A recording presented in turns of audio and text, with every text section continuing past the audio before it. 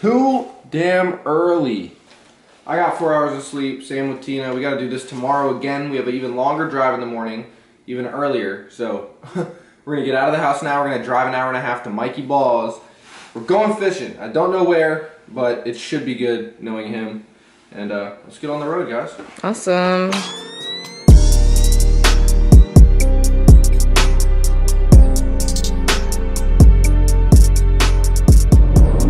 What's up, warriors? Today is truly going to be one of those water warrior days, you know? It's pretty ironic that, you know, we come down to Florida. The one time we chose to come down here, it's a tropical storm, right? So we gotta be warriors, man. We gotta get out here and deal with the elements.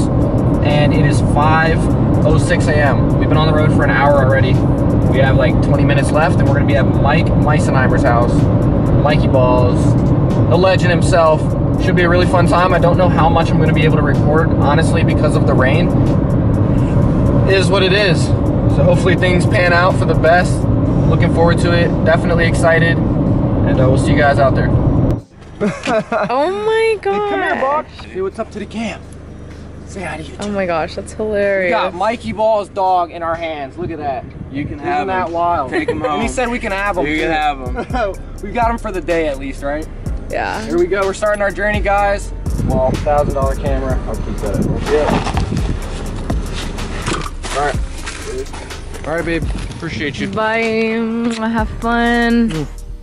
All right, guys. We're here in Florida at Mikeybalz's house, and he's got his dog. Look, hey, dog. Oh man, isn't that a sweet dog? All right, we're gonna go fishing. Mike's locking up the house, and then we're on our way, man. We'll talk to you guys more when it gets light out. Oh, screw it.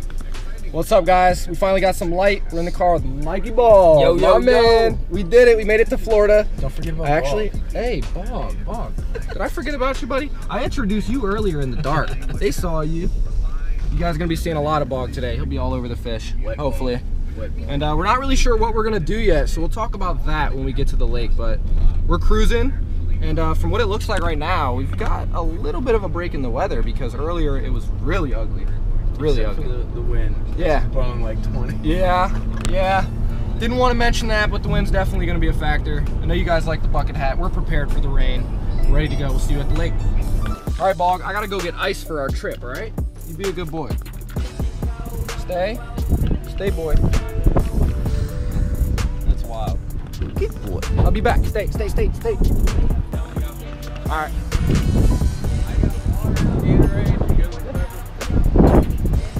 You want anything, man?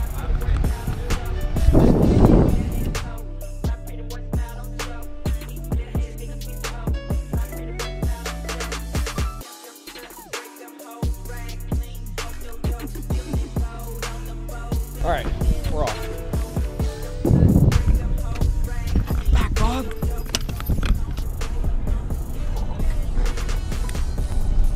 Bog, this is called B-roll.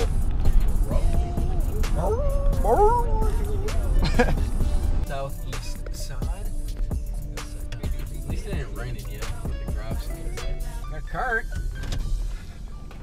We're the only ones crazy enough to be here right now. I'd say stupid enough.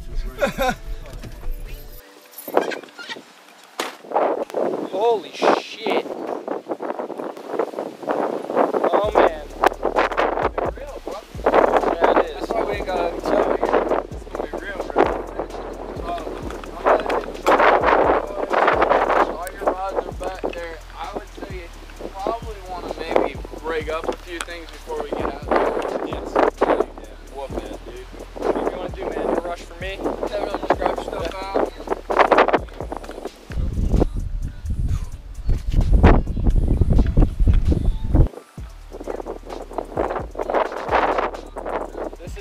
Uploaded fishing boat. If you guys don't know already, my man Mike won this boat this year, or was it the end of last year? Yeah, I guess it'd be like December. Yep. So the end of 2017, he won this boat after a tough loss. The first year he entered the competition, the uploaded fishing contest, where you guys can upload a video and potentially win a boat, so check that out. But on the second year, he pulled everybody together and won this damn thing, so I know that feels amazing. We talked about that in the trip a little bit, but fully rigged out, 150, double power pole, 18-foot Triton.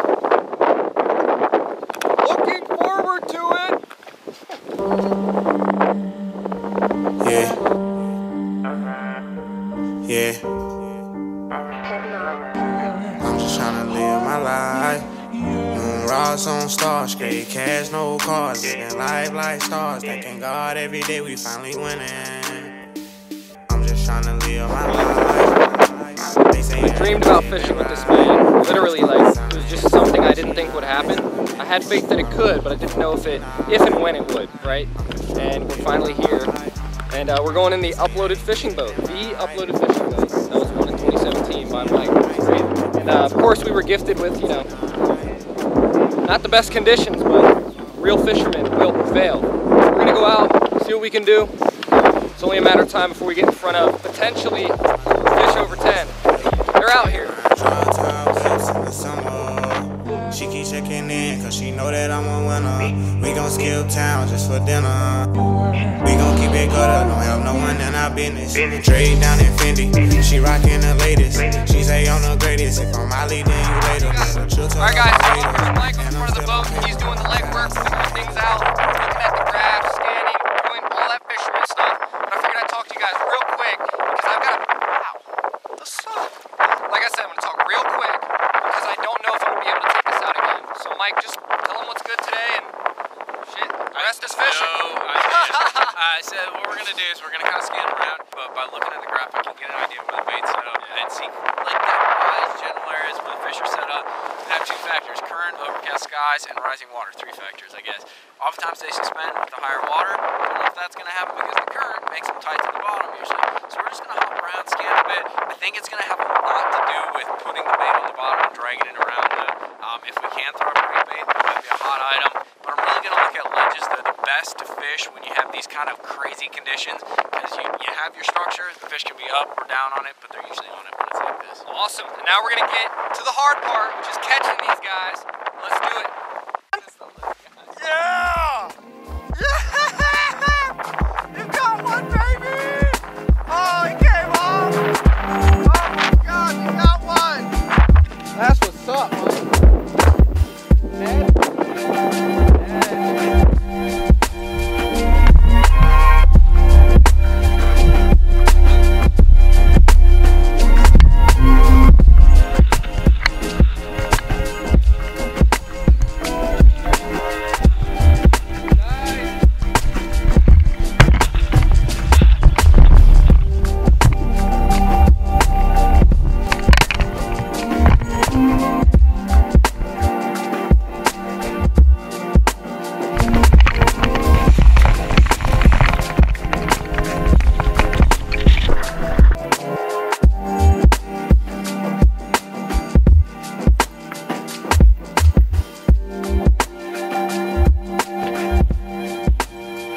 Okay, so I know the wind has been an incredibly annoying factor in this video so far. I'm gonna fix that moving into the future, but figured I'd talk over the footage here for a second and let you guys know what's going on. At this point in the trip, you know, Mike and I were facing some crazy wind, up to 30 miles an hour at least.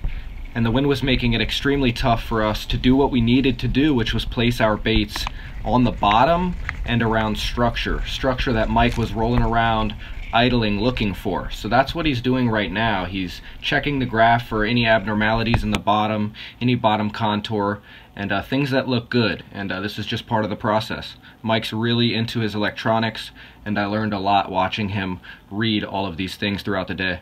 Alright guys, we're still out here. It's been a few hours. Mikey's been doing his thing on the electronics. We've come across a few fish, but obviously it's rough. The weather is a bitch, but that's okay. We're still out here grinding. Hopefully we come up on a few soon when we get back to fishing.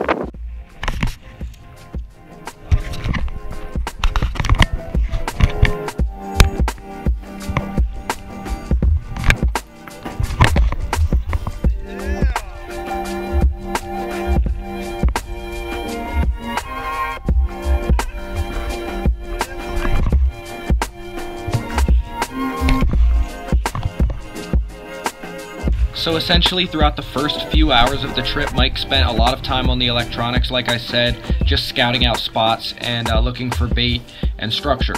And basically what it came down to after a few hours, Mike pinned out a little pattern, and it was exactly what he said in the beginning of the day. So it just shows how deep his knowledge is and how well he knows these bodies of water that he fishes. And what ended up happening was he found structure hard bottom, shell bottoms, or little brush piles out there in the middle of the lake. And you would never know they're there without electronics or without dragging a Carolina rig or a search bait. But he would see them on the electronics and drop down to them with a really heavy jig or a really heavy Ned. Basically finesse tactics like I would use back home here in the mid-Atlantic. So it was pretty cool to see that open water fishing finesse techniques in some heavy wind. So we just had to go heavy to get right to the bottom and onto this structure.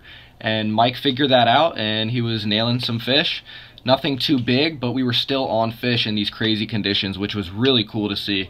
And I'm dragging a really big jig around, a little bit brighter color than what he was throwing, but essentially we were doing something similar. Oh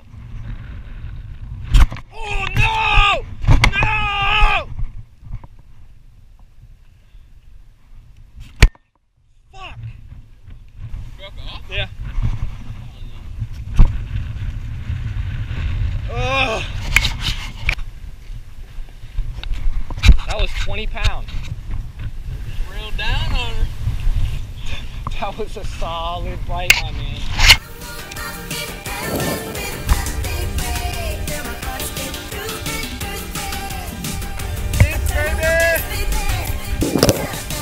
Stop playing.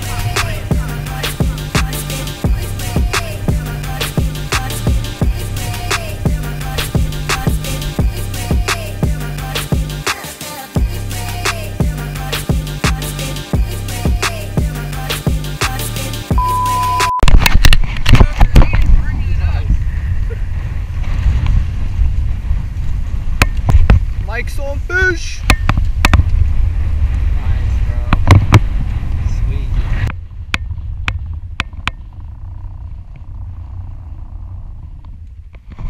So at this point, it had been a good chunk of time, at least 4 hours out there fishing the offshore stuff that Mike likes to fish so much, and it was fairly productive for him especially. He had about 5 or 6 fish, all of which were under 3 pounds. I think the biggest we got was about 3, and other than that, I missed a very big bite out there on that offshore brush. But we both agreed at this point in the day we needed to do something different to get on a more consistent, bigger bite. And so we called an audible, and I say an audible in this situation because on this particular lake, Mike was not a fan of the shallow grass. He didn't think it would be as effective as the offshore stuff, but like I said, we both agreed we needed to do something different. And don't get me wrong, Mike is an excellent grass fisherman. You guys need to go check out his Okeechobee punching videos where he's punching those heavy mats for big Florida strain fish. So he's no stranger to this grass. He just doesn't prefer it at this body of water. But we pulled up there anyway, gave it a good effort, and that's what we're doing at this point in the day.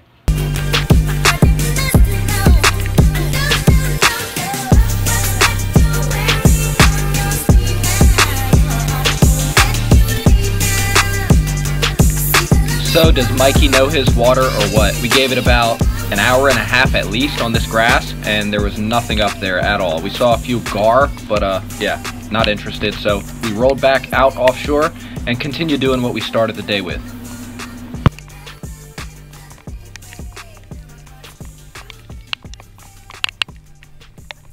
Oh! Nope, anchor! Man, on the net again.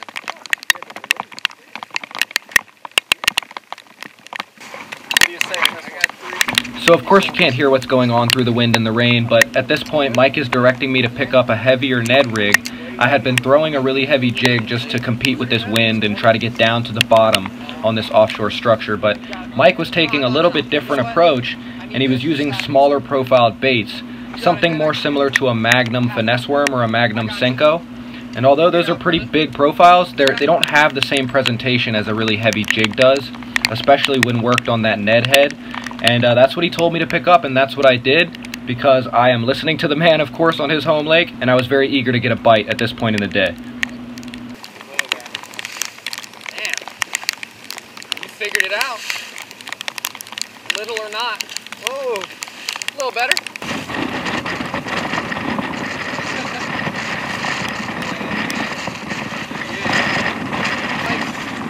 Yeah!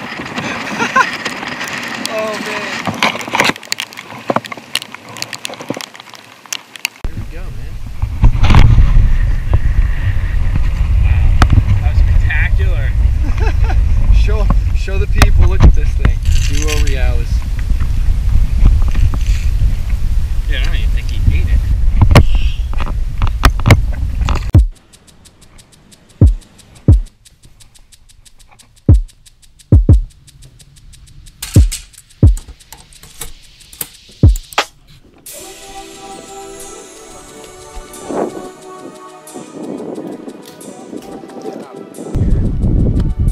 fish. Fucking fish. Way up in the water column. That is just nuts. That's right below your motor too, right? Yeah.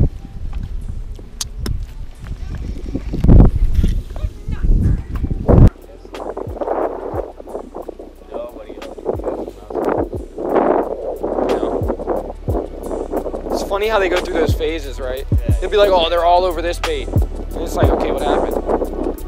It's weird. Sometimes I really wonder if they like communicate, man. Because I've heard stories from like Lake Erie, like that, where guys are catching smallmouth out of schools, and they'll like let them go back. He went out a bunch of times and studied it. He was like, all right, I release fish right where I caught him out of the school versus I keep him in the well. Right. And like, he found that he was like 50% more likely to catch fish if he kept them in the well. Yeah. Something, right? That's gnarly to me.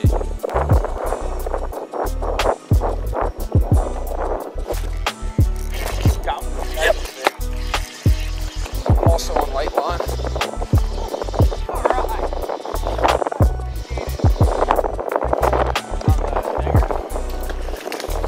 On the dinger. Come on in, no skunk, baby! You know what that tells you guys if you're ever doubting, just go to your confidence. So I mixed up a little bit with, you know, what Mikey was doing with what I like. I like the dinger. He throws a little bit different rig for his Ned, and I just figured I had to go with what I believed in. Bada bing, beautiful, Florida strain, and out he goes. He was in that brush. High five. Nothing is safe from the dinger. Trolling. Maybe we need to crank. Nice, dude. That's that bump. That's incredible. I literally threw that out while you were like messing around, and like I just twitched it, and I was like, let me just drag this shit, and then I was like, and he whacked it.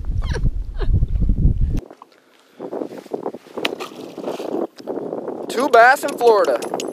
I will take it.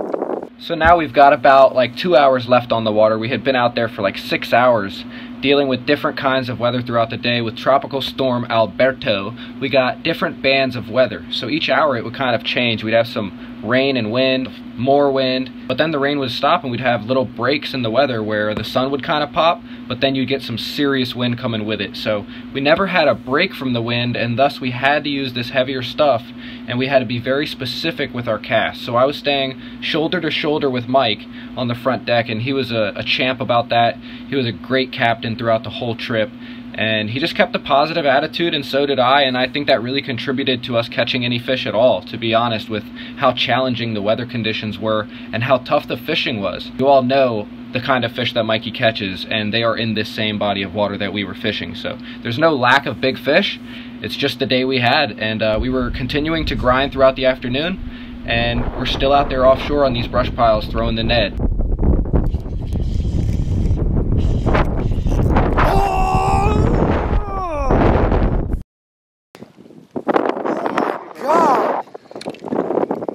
Oh, that was a big fish. Oh, God, what is up with me? Typical bass fishing. And it's been the same deal, man. Erratic pops. Really erratic pops, and then I stop it. And I just let it sit, and then I pick up. Reaction. Yep. Alright guys, just like that, we called the day. I didn't get skunked, so it was a good day. We'll talk to you guys at the ramp. We've gotta go.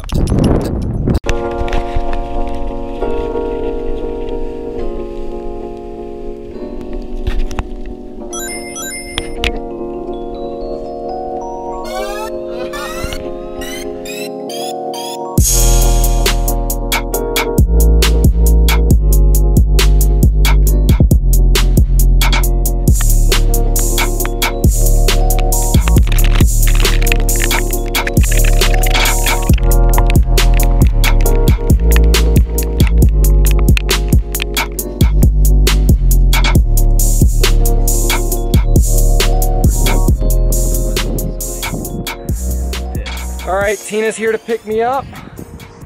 Mikey behind me, unrigging all of the stuff that didn't catch us fish today. We'll call him some fish. I caught 2, so we got the skunk out of the boat. That was great. Got my first Florida largemouth, and I just want to say thank you so much to Mike. He doesn't know me from a hole in the wall. I got in touch with him through YouTube, and you're not a douchebag. I'm not a douchebag. So we got a long swell, man. It was a great time. We went through some serious weather, man. Squalls, dude. I mean, that was no joke at all. You guys can tell from the footage. It was crazy. It was literally a tropical storm. It really was. It's a tropical storm. No clickbait. No, this is real. So Ned Rig did it. A few on the 10XD. Yeah, we had a couple. On the jig too. On the jig seemed to, anything like staying on the bottom was kind of the trick, dude. It was almost like back home, man. I told him this like 10 times throughout the day. It was fishing bottom finesse stuff. The Ned Rig works just as well here as it does at home, so these bass are pretty much universal. We've got another day tomorrow on Okeechobee. Lake X today was tough, but like I said, I could not be happier fishing with Mike. Thanks so much, man. We're out. Dude, it was fun. We gotta do it again. Absolutely. See you next time, bro. All right, dude. So, how was your day fishing? I got burnt and it was raining. I got burnt and it was sunny. Like what's going on, bruh? How do you get burnt when it rains? Look how dusty my camera is already.